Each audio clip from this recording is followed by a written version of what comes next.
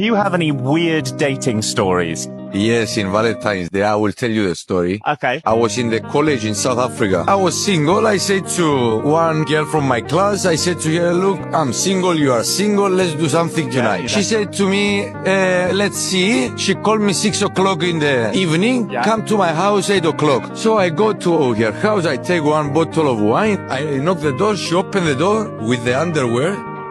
I went to go inside and she said to me, "Op, you need to take your clothes and after you come in." I said to her, okay. I take my clothes and I go in and she was with another 5 girls' friends.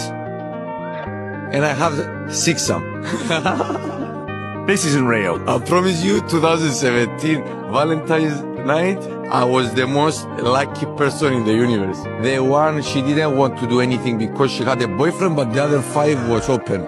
It was a dream. It was a dream.